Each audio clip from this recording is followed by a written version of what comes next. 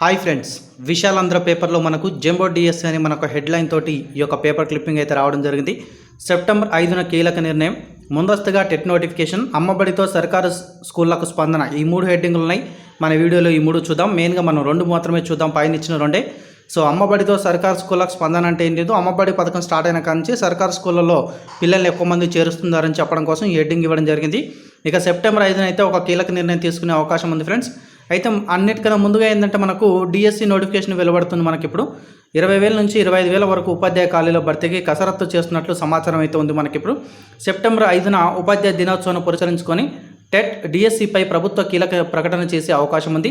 TDP ప్రభుత్వం DSC 2018లో అతి తక్కువ పోస్టులనే కేటాయించింది. కొన్ని జిల్లాల్లో అయితే సబ్జెక్టుకు ఒక పోస్టు లేకుండా పోయింది. పోస్టులు తక్కువ, పోటీ ఎక్కువ నెలకొంది. జగన్ ప్రభుత్వం భారీ పోస్టులతో డిఎస్సి ఇస్తుందనే ఆశతో అభ్యర్థులున్నారు. విద్యాశాఖలో ఖాళీల భర్తీకి ఆర్థిక శాఖ అనుమతి ఇచ్చిందని ఇటీవల మంత్రి ఆదిమూలపు సురేష్ మీడియాకు వెల్లడించడంతో అభ్యర్థులు ఆశతో ఉన్నారు. విద్యా హక్కు చట్టం ఆర్టీఈ ప్రకారం డిఎస్సి రాయాలంటే అభ్యర్థులు తప్పనిసరిగా టెట్లో అర్హత సాధించాలి. సో డిఎస్సి రాయాలంటే కంపల్సరిగా టెట్లో అర్హత సాధించాలి. ఇది ఒకటి మెయిన్ పాయింట్. సో ఈ యొక్క ఆర్టీఈ నిబంధనల ఆధారంగా అన్ని రాష్ట్రాలు ఏడాదికి 2 విడతలుగా ఉపాధ్యాయ అర్హత పరీక్ష టెట్ను నిర్వహించాలి. ఉపాధ్యాయ శిక్షణ కోర్సులు, బీఈడి, డిఎడ్, లాంగ్వేజ్ పండిట్స్ తదితర పూర్తి చేసుకున్న వారి కోసం ప్రతి 6 నెలలకోసారి టెట్ను ప్రభుత్వాలు నిర్వహించాలి. ఈ నిబంధనల్ని గత టీడీపీ ప్రభుత్వం సక్రమంగా అమలు చేయలేదు. టీడీపీ ప్రభుత్వం 5 ఏళ్లలో కేవలం 2 టెట్లు మాత్రమే, అంటే టెట్ 2018, టెట్ 2019లోనే నిర్వహించి చేతులు దులుపుకుంది. డిఎస్సి నోటిఫికేషన్కు ముందస్తుగా టెట్ల ఏర్పాటు వల్ల అభ్యర్థులు అసౌకర్యానికి గురయ్యారు. విస్తృతంగా ఉన్న టెట్ సిలబస్ ప్రిపేర్ అవ్వడము అభ్యర్థులకు భారంగా మారుతుంది. ఒకసారి టెట్లో అర్హత సాధిస్తే అది 7 ఏళ్ల వరకు అమల్లో ఉంటుందండి. ఈలోగా నిర్వహించిన డిఎస్సీలకు వారంతా దరఖాస్తు చేసుకునేందుకు అర్హులు. ఒకసారి అర్హత సాధించిన అభ్యర్థులు అత్యధిక స్కోర్ కోసం మళ్ళీ టెట్ రాసుకోవచ్చండి. టెట్ వెయిటేజీ ప్లస్ డిఎస్సి మార్కుల ఆధారితంగా డిఎస్సి ఎంపికలు చేపడతారు. సో డిఎస్సి 2018 నియామకాల్లో అర మార్కుల తేడాతో అభ్యర్థులు పోస్టులు కోల్పోవాల్సిన సంఘటనలు ఉన్నాయి.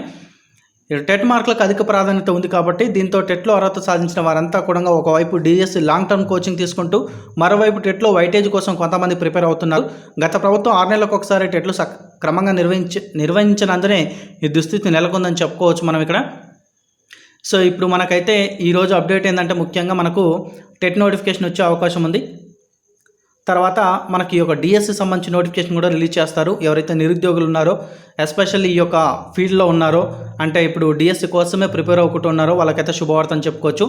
భారీ సంఖ్యలో ఉద్యోగాలు అయితే వచ్చే అవకాశం ఉందండి. 20,000 నుంచి 25,000 వరకు మనకు డిఎస్సి నోటిఫికేషన్ వచ్చే అవకాశం ఉంది. ఇక కొత్త జిల్లాలతో స్థానికత సమస్య వస్తుందంటున్నారు.